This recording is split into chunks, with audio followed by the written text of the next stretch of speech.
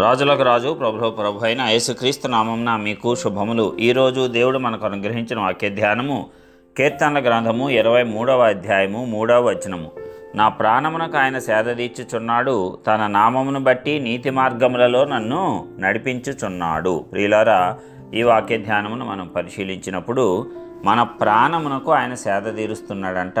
తన నామమును బట్టి నీతి మార్గములలో ఆయన మనలను నడిపిస్తాడంట. మరింత గొప్ప ధన్యత, ఎంత గొప్ప భాగ్యము దేవుడు మనకు అనుగ్రహించి ఉన్నాడు. మరి మనము అనేక మార్లు అంటాం, ప్రాణం విసిగిపోయింది, ప్రాణము చాలా కృషించిపోయింది, నెమ్మది లేదు ప్రాణానికి అని చెప్తూ ఉంటాం. అయితే ప్రాణమునకు ఆయన సేద తీరుస్తున్నాడు. ఎప్పుడు సేద తీర్చుకుంటాం? అలసిపోయినప్పుడు విశ్రాంతి తీసుకొని మనం సేద తీర్చుకుంటాం. అంటే ప్రాణం అలసిపోయింది, ప్రాణము విసిగిపోయింది.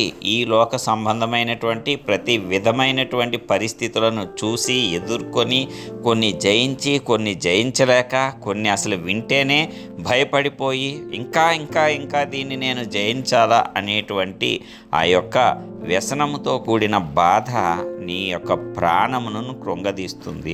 అప్పుడే నీ ప్రాణానికి కొంచెం నెమ్మది దొరికితే, సేద దొరికితే ఎంతో బాగుంటుందని నీవు భావిస్తావు. అయితే నీ ప్రాణమునకు ఎల్లప్పుడూ సేద తీర్చేవాడు ఒకడున్నాడు.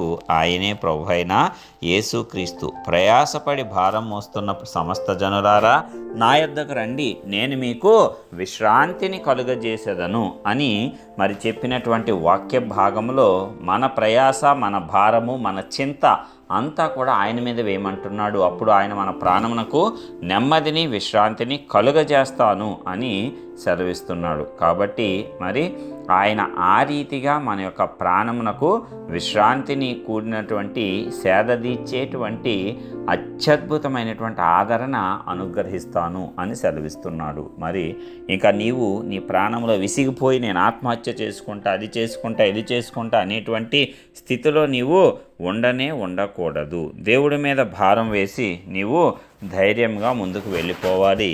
మరి ఆయన తన నామమును బట్టే నీతి మార్గంలో నిన్ను నడిపిస్తున్నాడంట. మరి వేరే ఏ మార్గము కాదు, ఆయన తన మార్గమును బట్టి నిన్ను నీతి మార్గంలో నడిపిస్తున్నాడు.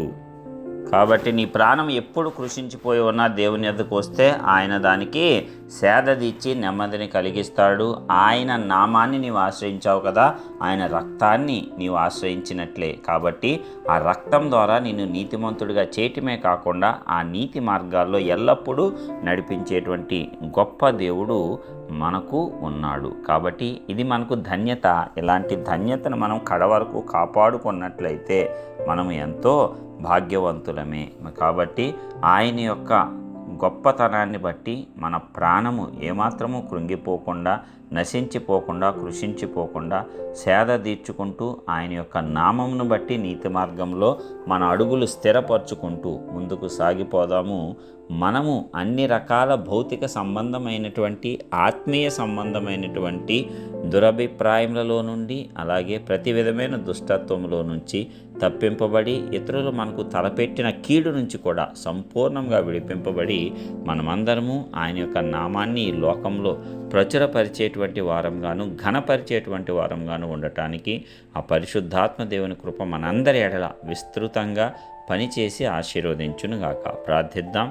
మహోన్నతుడమైన గొప్ప దేవ, ప్రియ పరలోకపు తండ్రి, మీ ఘనమైన శ్రేష్టమైన నామాలకు వందనాలు. మరొక నూతన దినంతో పాటు నీ యొక్క వాక్కునిచ్చి మమ్మల్ని దర్శించి ఆశీర్వదించిన విధానం బట్టి వందనాలు. అవును తండ్రి, విసిగిపోయినటువంటి ప్రాణమునకు నాయన సేదదీర్చేవాడవు నీవే అని మమ్మల్ని మరొకసారి నీ వాక్కు ద్వారా ధైర్యపరిచారు, బలపరిచారు. ఇప్పుడు మాకు నెమ్మది కలుగుతూ ఉన్నది. కాబట్టి నెమ్మదిని మేము కాపాడుకుంటూ ఎల్లప్పుడూ కూడా నీ రక్తం ద్వారా కడుగుకున్న మా మార్గములను ఆ నీతి మార్గంలోనే నడిపించుకుంటూ ఎల్లప్పుడూ కూడా నీ సన్నిధానం యొక్క ఆనందాన్ని, సంతోషాన్ని మేము పొందుకొని ముందుకు సాగటానికి నీ గొప్ప కృపనిచ్చి ఆశీర్వదించు. మీ నామాన్ని ఘనపరచు. అన్ని విషయాలలో, అన్ని రంగాల్లో కూడా నెమ్మదినిచ్చి, విశ్రాంతినిచ్చి, ఆశీర్వాదంను స్థిరపరిచి నాయన ఆశీర్వాదం అనుభవించడానికి కావలసిన దీర్ఘాయువుతో కూడిన ఆయుష్నిచ్చి నీ యొక్క నామాన్ని ఘనపరిచే వారంగా ఉండేటట్లు కృప చూపించి నడిపించవలసిందిగా యేసుక్రీస్తు పరిశుద్ధ నామమున ప్రార్థించి విశ్వాసంతో